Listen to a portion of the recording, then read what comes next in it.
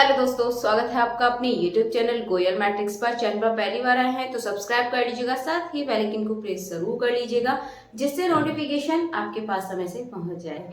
तो आज आपके सामने रियल एनालिसिस का टॉपिक है, जहां से कन्वर्जेंट और डाइवर्जेंट आपको वहां पर दे भी रखा है सिलेबस में। तो आज इसके बारे में बात कर लेंगे, ठीक है। तो आपको अच्छे से समझ में आने वाला है और वीडियो को लास्ट तक जरूर देखिएगा, और अच्छी लगती है तो ज्यादा से ज्यादा इसको लाइक कमेंट शेयर कर दीजिएगा। चलिए आइए स्टार्ट कर देते हैं।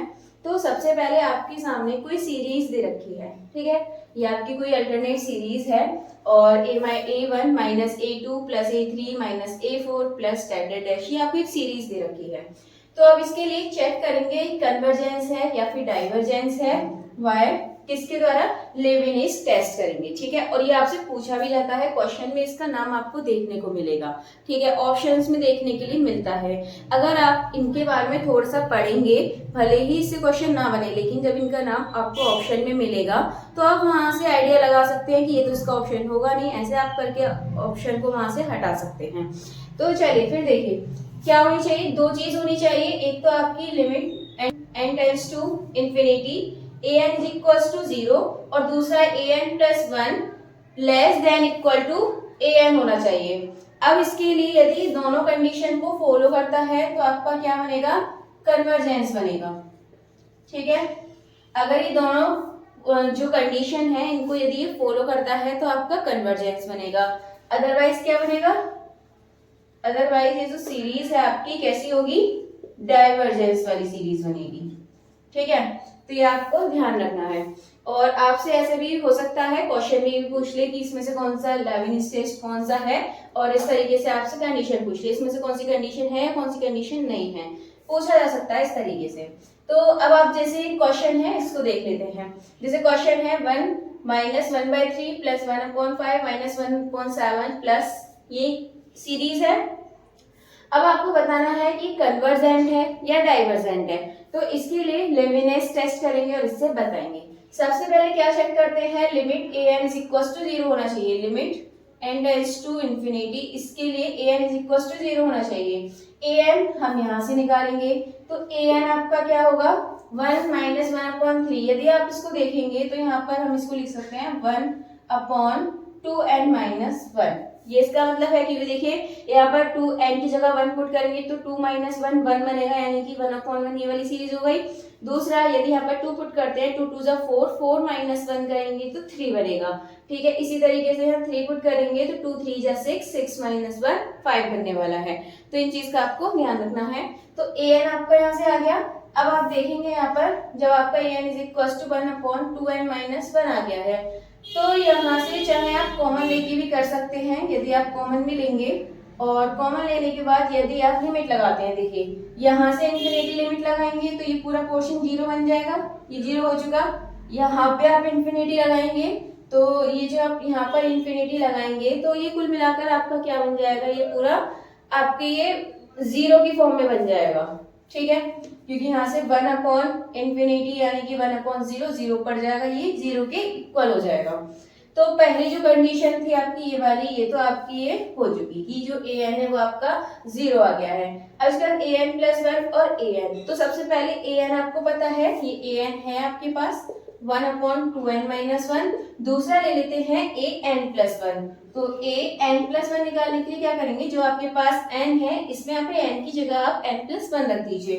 तो 1/n की जगह क्या रखेंगे? n प्लस 1 माइनस 1 करेंगे और इसको थोड़ा सा सॉल्व करेंगे तो 2n प्लस 2 माइनस 1।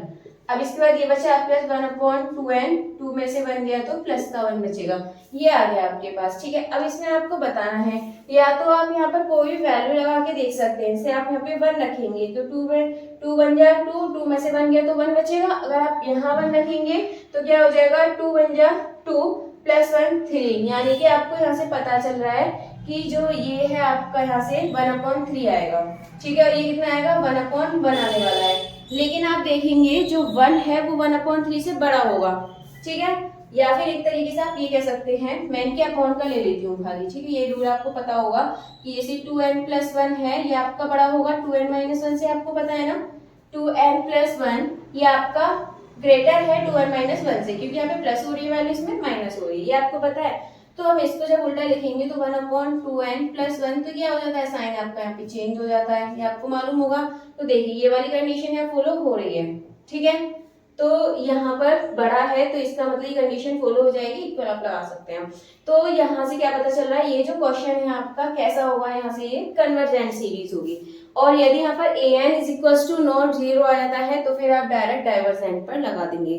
तो इसका हो चुका है, चलिए फिर आगे के देख लेते हैं आप। तो ये वाला क्वेश्चन आपके सामने है, इस वाले क्वेश्चन का जो सॉल्यूशन है वो आप लोगों को बताना है कमेंट करके कि इसका जो आपका सही आंसर है वो क्या होगा। तो चलिए फिर आगे कुछ और बात कर लेते हैं, कुछ अलग तरीके के क्वेश्चंस की। चलिए तो अब देखेंगे एब्सोल्यूट कन्वर्जेंट। अभी सिर्फ ओनली कन्वर्जेंट एंड डाइवर्जेंट की बात थी जिसको लेविनिस से किया था। देन अब एब्सोल्यूट कन्वर्जेंट चेक करेंगे। इसके लिए मतलब इसकी कंडीशंस होनी चाहिए कि जो आपका मॉड an है ये आपका कन्वर्ज होना चाहिए। कब हो सकता है, जब p ग्रेटर देन 1, ठीक है, तो ये आपका कन्वर्जेंट बनेगा। और p less than equal to, ये क्या बनेगा आपका डाइवर्जेंट बनेगा। आपको ध्यान होगा p टेस्ट जो कर देते हैं, तो इसी को सॉल्व करके यहाँ पर ये क्वेश्चंस को करेंगे। दूसरा एक मैंने एग्जांपल लिया है जीपी सीरीज का, और यहाँ पर r लेस देन 1 है तो कन्वर्जेंट बनेगा, और r ग्रेटर देन 1 है तो आपका डाइवर्जेंट बनेगा। r आपको पता है जीपी में जो r आता है इनका डिफरेंस होता है, ठीक है। चलिए पहले इस क्वेश्चन को कर लेते हैं, फिर इसको करेंगे, देन इसके बाद मैं कुछ क्वेश्चंस आपको करने के लिए दूंगी, तो आपको कमेंट करके बताना है उनके सही आंसर क्या होंगे।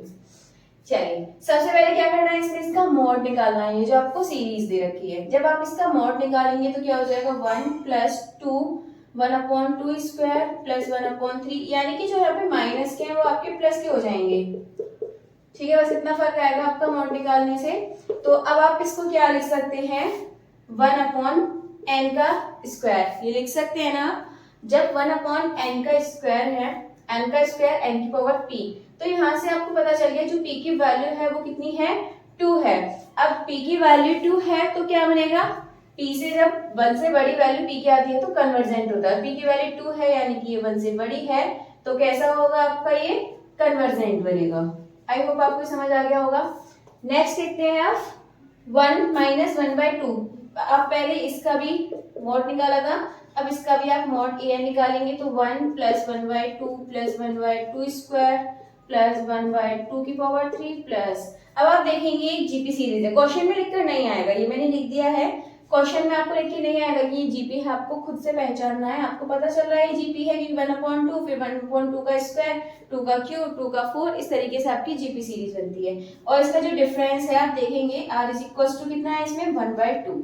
अब 1/2 है तो r जब छोटा होता है 1 से कन्वर्जेंट, तो r क्या है यहाँ पर, छोटा है ना 1 से, तो क्या बनेगा आपका ये फिर कन्वर्जेंट। और यहीं पर जो इसका r है यानी कि डिफरेंस है, ये आपका 1 से बड़ा होता तो आपका ये डाइवर्जेंट बनता। चलिए ये दोनों आपको ये चीज अच्छे से समझ आ चुकी होंगी। नेक्स्ट है आपका कंडीशनल कन्वर्जेंट। अब आपके लिए इसमें दो कंडीशंस होती हैं, एक होता है आपका समीशन an इज कन्वर्स, और दूसरा है आपके लिए an is not absolute convergent. तो दोनों का मतलब समझिएगा। कन्वर्जेंट का मतलब दो कंडीशन जो भी मैंने आपको स्टार्ट में बताई थी वो फॉलो होनी चाहिए, मतलब an आपका कन्वर्स होना चाहिए। तो इसके लिए आपका क्या आ जाता है, इसको कंडीशनली कन्वर्जेंट बोलते हैं जब ये दो कंडीशन होती है। क्वेश्चन में आपसे पूछ लिया जाता है कि आपको एक सीरीज टेस्ट करने के लिए दे दी है और आप इन दोनों को चेक करेंगे, देन आप बताएंगे कि कंडीशनल कन्वर्जेंट है या वो कैसा है। तो अब जैसे कि an इज कन्वर्स, तो सबसे पहले तो आपको दो कंडीशन इसमें फॉलो करनी है। एक क्या बताई थी मैंने, जिसमें आपकी limit n tends to infinity और जो an है आपका कैसा होना चाहिए, 0 होना चाहिए। चलिए दूसरा देखते हैं, ये तो आपका फर्स्ट पॉइंट था। सेकंड क्या था आपको याद होगा, जो an + 1 है वो आपका लेस देन होना चाहिए an से, ये आपको याद होगा, ठीक है। तो ये जब दो कंडीशंस फॉलो करता है तो इसका मतलब आपका क्या हो जाएगा, यहाँ पे इक्वल का भी होता है साइन, तो ये आपका कन्वर्स कहलाएगा यदि इन दो कंडीशंस को फॉलो करता है। अब दूसरा an is not absolute convergent. Absolute convergent के लिए भी आपको क्या बताया था, जो आपका मॉड an है, ठीक है, जो मॉड an है वो आपका क्या है, इज नॉट कन्वर्जेंट है। यही तो था आपका एब्सोल्यूट वाला, यानी कि जो इसमें टेस्ट करते थे 1/n की पावर p, तो जो p था आपका कैसा था यहाँ पर, p P आपका कैसा था, 1 से बड़ा था तो आपका कन्वर्जेंट होगा, और P आपका 1 से छोटा या इक्वल है तो कैसा होगा, डाइवर्जेंट होगा। यस, ये चीज आपको देखनी है। अब आपके सामने ये वाला क्वेश्चन है, ठीक है। अब आप इसको सॉल्व करके बताएंगे कि आपका कंडीशनल कन्वर्जेंट है या नहीं है। अब कंडीशनल कन्वर्जेंट,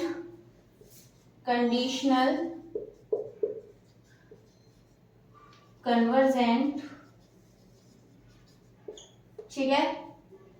अब आपके पास दो पॉइंट मतलब दो ऑप्शन है, यस या नो, ठीक है। अब आप कमेंट करके बताएंगे इसके लिए क्या होना चाहिए, an इज कन्वर्ज होना चाहिए और दूसरा an is not absolute convergent होना चाहिए, तब आपका यहाँ पे कंडीशनल कन्वर्जेंट बनेगा। इस तरह के क्वेश्चन आपसे पूछ ले जाते हैं। तो अब आपको ये बताना है कि इसका जो सही आंसर है वो क्या होगा। एंड अगर नहीं आता है या आपको नहीं समझ आया तो कमेंट करके जरूर बोलिएगा, नेक्स्ट वीडियो में इसका सॉल्यूशन बता दूंगी। और जैसे नेक्स्ट वाली वीडियो रहने वाली है, इसमें आपको सिर्फ और सिर्फ डाइवर्जेंट एंड कन्वर्जेंट इससे रिलेटेड आपको क्वेश्चंस देखने को मिलने वाले हैं। क्वेश्चंस की संख्याएं ज्यादा रखेंगे तो आप उनका आंसर जरूर बताइएगा कि इनका आंसर क्या है, साथ ही कमेंट करके अपना स्कोर भी आपको बताना होगा। फिलहाल तो आज की जो कुछ क्वेश्चंस पूछे थे मैंने आपसे बीच में, इनका भी आप आंसर जरूर बताइएगा कि इनके आंसर क्या हैं। चलिए, आज की वीडियो में भी इतना ही काफी है। मिलेंगे हमारी नेक्स्ट वीडियो में नए टॉपिक के साथ। एंड अभी तो आपके नेक्स्ट वीडियो में इसके क्वेश्चंस ही करने हैं।